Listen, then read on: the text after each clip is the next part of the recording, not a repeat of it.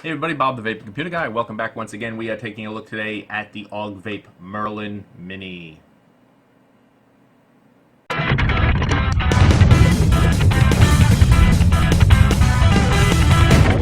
So this is the latest by Augvape, the Merlin Mini. The Merlin was a very nice tank, and now we got a mini version. I think there's a few slight differences to it. We're going to dive up close, take a look at it, and then I'm going to tell you what I think about it.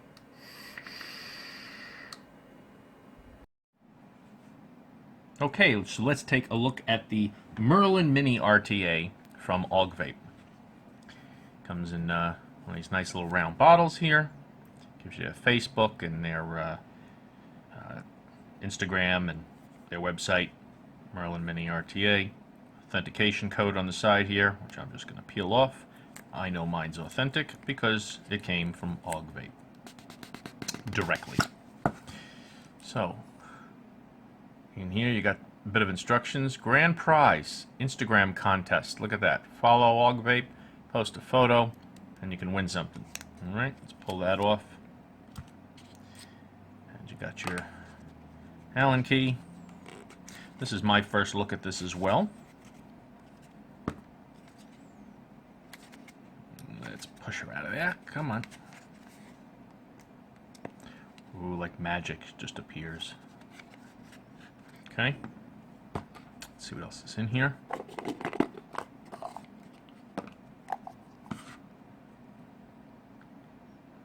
There's your RTA base, I guess.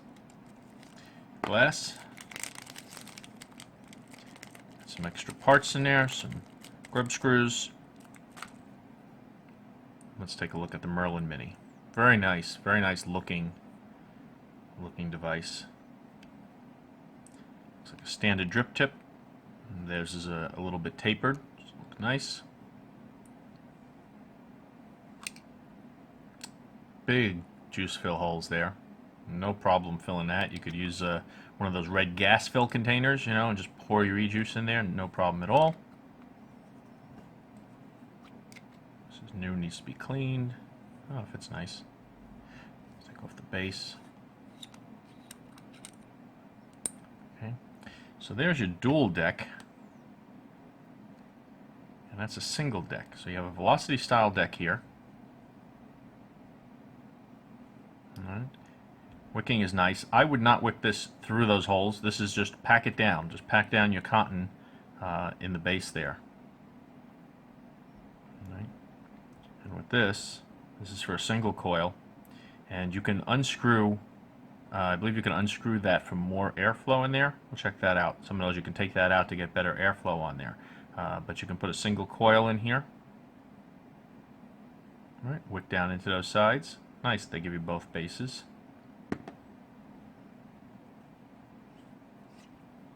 See if that can come out from there. Come on, focus. Looks machined really nice. Looks solid. So this is threaded. Airflow. Does have a stopper at the end, but it's smooth, non-clicky. But it's tight enough that you shouldn't have to worry about that moving.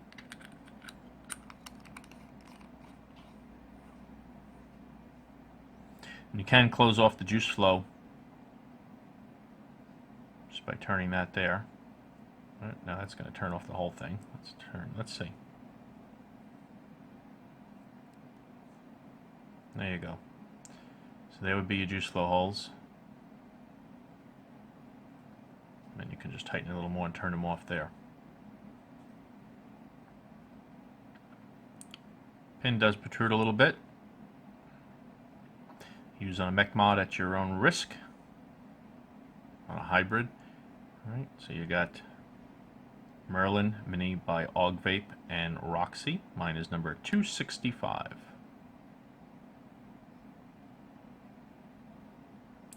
Got the Augvape logo on there. Nice size. Let's see on here with that extra piece. Wrong size. Let's see what we got here. There we go.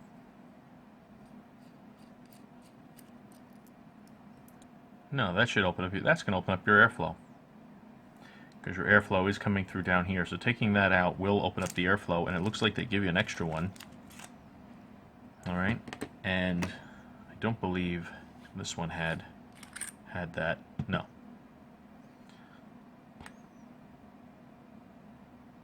Okay, so the way it works here is your airflow, obviously, is those two holes going right down into the base. And if you replace it, your airflow on this one is coming straight down the center, all right, and coming out. So this will open up that extra airflow.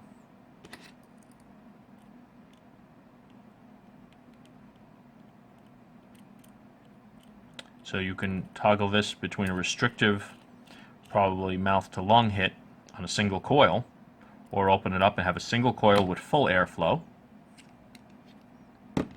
or throw in the dual coil base, all right, and have more airflow, dual coils, and plenty of wicking, plenty of cotton down in there. So we're going to test this out as dual coil. So nice looking device. We're going to put some coils in there, and then we're going to vape on it.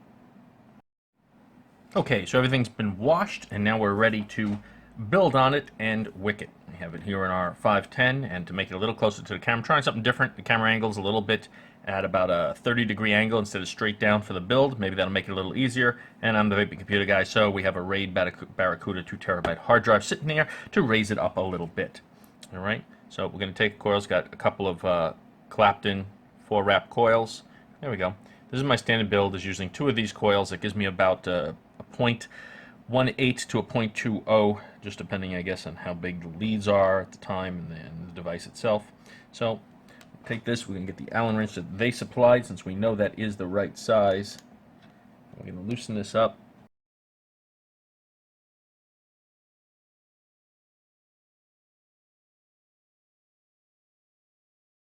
So we take our coil, we bend the leads out a little bit.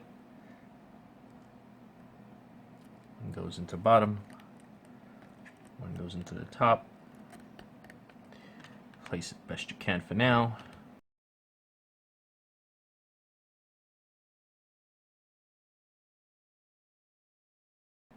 Okay. Snip off your excess.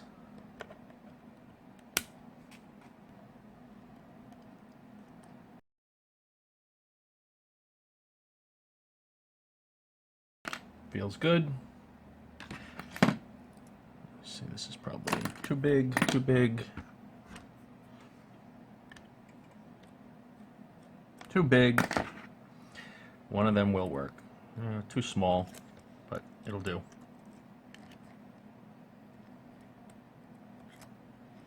Get that in place.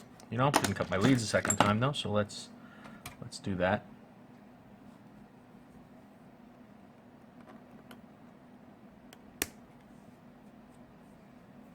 Hope I didn't drop that in. We'll check afterwards. So let's check our resistance on here, and we got 0.14. A little bit of water burning off there from the wash, even though I dried it. Let's get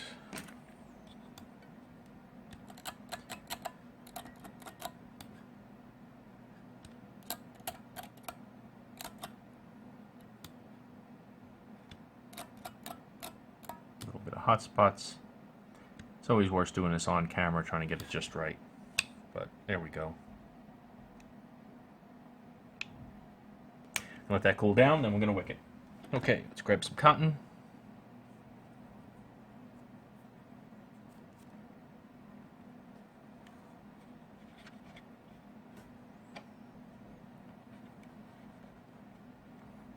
If you're not comfortable wicking, you're not used to it, you just got to do it by feel. You just got to feel it snug in there.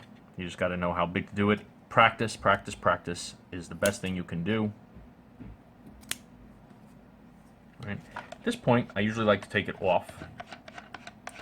Whether it's whatever I'm mounting it on to work on it. And I like to do the rest kind of by eye and by hand. let's get some tweezers and scissors. The next two things we need at this point. Then we just look about how long the wicks are.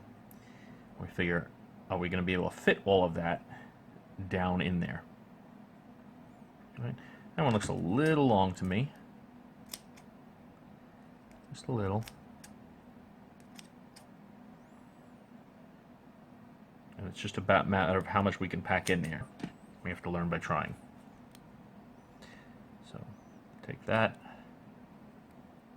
What we want to do is have enough cotton there to wick, have it to go up to the hole, but not completely block the hole and restrict the juice flow. This type of wicking method has come up in the last, couple of months. Up until now, it's always been packing it down here through the hole. This is working out much better these days, where you don't have to actually pack it into the hole, through the hole. It's just packing it down, letting the juice flow in, and the cotton itself just acting as a stopper. That and gravity and the air resistance in the tank, so that keep our airflow open here. All right, but we want this packed down enough, and I usually like to push it up against the hole. All right, up against the hole. That sounds like something dirty, but I'm going to push it up against the hole. Don't take it that way. I don't usually do that in my videos, have those dirty jokes. But you got to push it up against the hole. All right, so airflow. It's up against the holes. Come on, focus. All right. And that will usually do the trick. Now the big question, which I'm going to go figure out after, not on camera, is what juice to put in this. That's always the big question here. So we're going to do that. We're going to vape on it for a while. Then we're going to come back up and tell you about it, tell you what I think of it.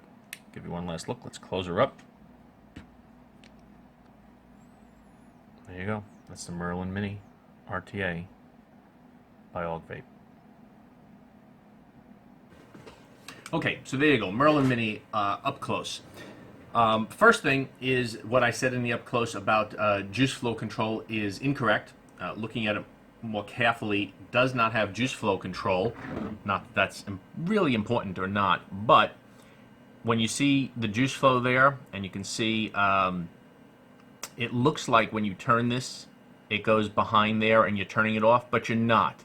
There is actually room in there for juice to flow around it. So it doesn't matter where you stop this, when you're tightening your tank together here, whether you can see the juice flow or not. The juice flow is still open like that. You can see a bubble there.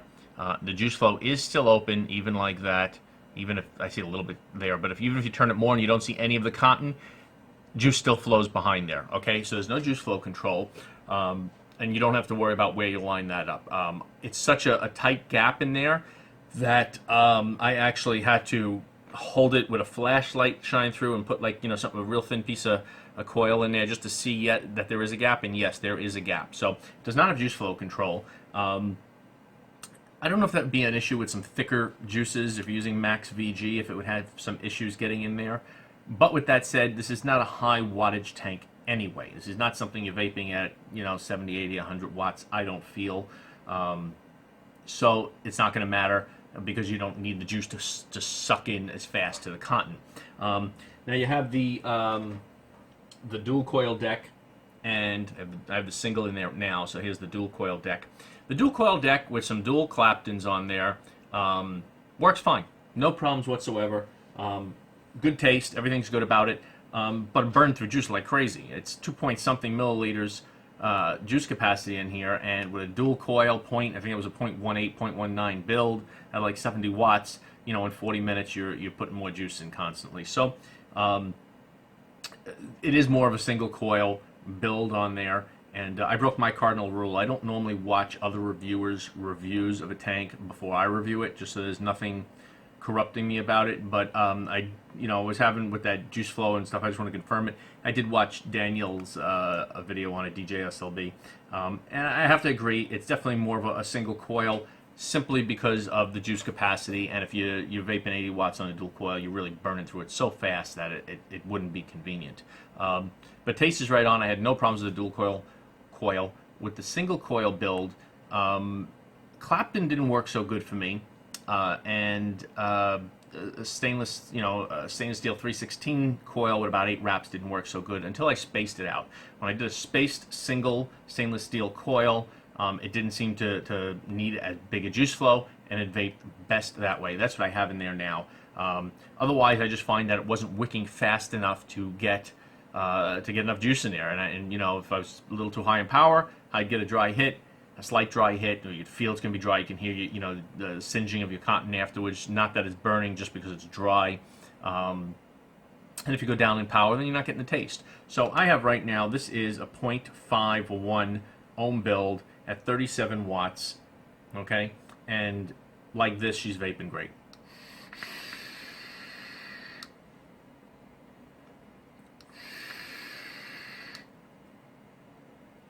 Nice taste in that small chamber. It's what it's for. You're not looking at this. This is not a cloud blowing tank. This is a small, nice looking, well made, convenient tank for someone who's vaping maybe in either low wattage or is just not looking to have a ton of juice in there. Okay, it's also for the EU market, I guess, because I forget what the milliliters is on this. I'll pull that up and put that on the screen. But yeah, it continues with Augvape's quality. Always been happy with their stuff, and this was sent to me for the purposes of this review. I don't know if I said that, so I'm saying it now. A little late, but I'm saying it anyway. It was sent to me by Augvape for the purposes of this review, but I would recommend this as a dual coil if you don't mind filling it up constantly. Okay, it works great for that. Just going to be filling this cup constantly, or a single stainless steel spaced coil in there. By spaced coil, I mean you make your coil and the rounds of the coil are not compressed tight together. You space them out a little bit. When it's compressed together like that, it's putting all that heat in one small third of a centimeter, maybe 4 millimeter spot, and it's just gonna not wick fast enough, I feel, to really do that. But with this kind of a coil in there, it's vaping great. Let me show you the coil. I'll show you the coil I put in there, and very happy with it for that configuration. Okay, so it is you got to get the right configuration to vape it good, and she vapes great. So if that's what you need for your needs, then it's good. All right, you can see it's not going to focus too well on this particular camera. All right, you can see I have it spaced in there. All right, a lot of wick up there, and like that, this is vaping nice, and the taste is great. But just don't look at this for a cloud chucking tank, or for an all day with a lot of juice. This is not a 5 or 6 mil tank. It's not going to be for that kind of use.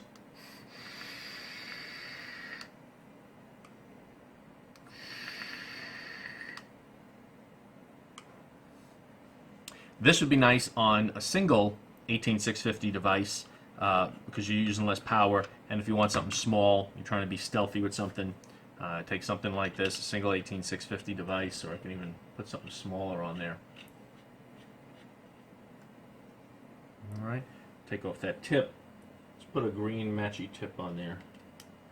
Well, somewhat matches. All right, a little different shade of green. Make sure I don't, yeah, see I had that too high. Let's bring that back down to about 37 watts, same as I had it when it was on the Alien. This, by the way, well, let's talk to you. This will be the next video coming up.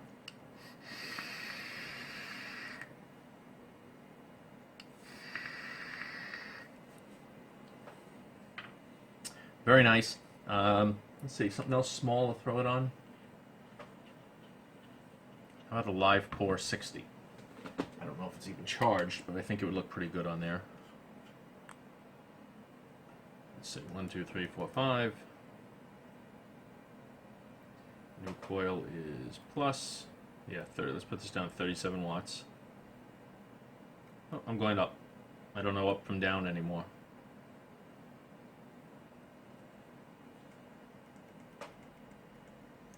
So, nice little stealthy vape like that.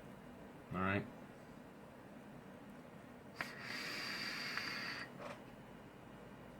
Beautiful little vape like that.